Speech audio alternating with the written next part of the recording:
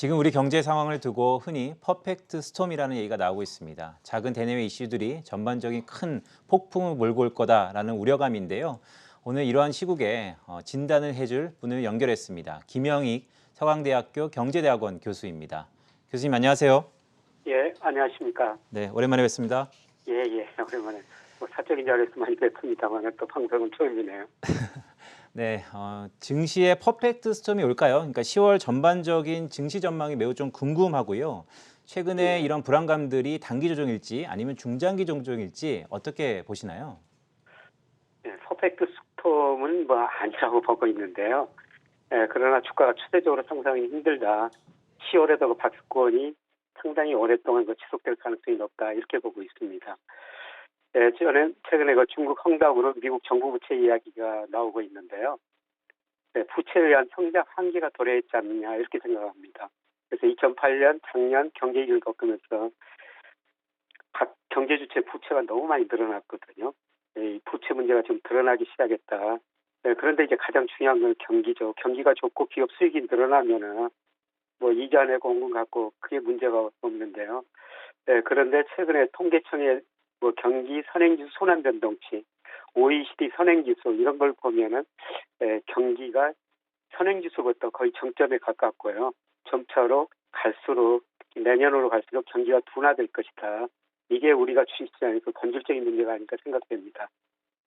말씀 주셨던 것처럼 결국 양 국가, 미국과 중국의 부채 이슈, 더불어서 경기 선행지수의 둔화 우려가 우리의 리스크 요인인 것 같습니다. 하지만 교수님, 저희가 이렇게 드러난 악재 말고 간밤에 나왔던 그 파월 의장의 연임설에 약간 빨간불이 들어선 것 같습니다. 엘리자베스 워렌 의원이 상당히 반대표에 대한 의견을 제시했는데요. 이런 리스크 요인은 어떻게 작용할까요? 얼마나 작용할지 좀 궁금합니다. 예, 금융시장에서는 파월 연준 의장을 좋아했죠. 시장 친화적이고요. 예, 그동안 인플레도 일시적이다 이런 이야기가 있는데요.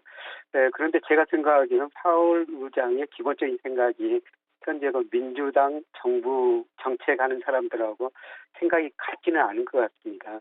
예, 민주당 정부는 강한 정부를 요구하고 있거든요. 그래서 대형 금융기업이나 기업들 규제해야 되겠다 이런 이야기가 나오고 있고요. 예, 그리고 우리나라부터 시작되고 있습니다만 과연 중앙은행 역할이 뭔가. 예, 제가 생각하기에는 미국 주식시장이 버핏지수나 가계 금융자산 중에서 주식 비중이 지난 2분기 53%까지 올라갔는데요. 상당한 거품이 발생한 것 같습니다.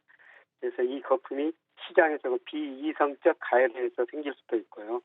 예, 그다음에 정책당국이 신용을 너무 많이 풀어서 쉽게 말씀드려 돈을 많이 풀어서 버블이 발생했는데 지금 우리 정책당국은 금리를 인상하고 대출을 줄여야되겠다 이런 이야기까지 나오지 않습니까?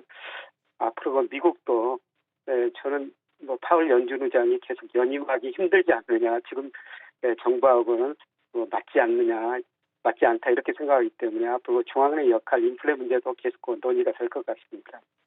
네, 그러면 마지막 질문 드리겠습니다. 결국 투자자들이 가장 궁금해하는 건 그럼 지금부터 어떻게 해야 되는가? 결국 교수님의 통찰력이 필요할 때입니다.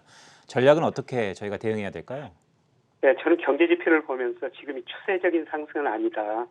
네, 경제 지표가 한번 둔화되기 시작하면 상당히 오랜 기간 가거든요. 네, 그래서 상당히 오랫동안 주가가 조정을 받을 수가 있다. 이렇게 보고 있기 때문에 주식을 적극적으로 사는 시기는 아니고요. 일정 부분 현금으로 가지고 있으면은 주식을 보다 싸게 살 수 있는 기회가 될 수 있을 거라고 생각하고 있고요. 그럼에도 불구하고 주가가 떨어지면 배당 수익률이 계속 올라가죠. 네, 배당주 중심으로 좀 보수적, 소극적 투자하는 시기가 아닌가.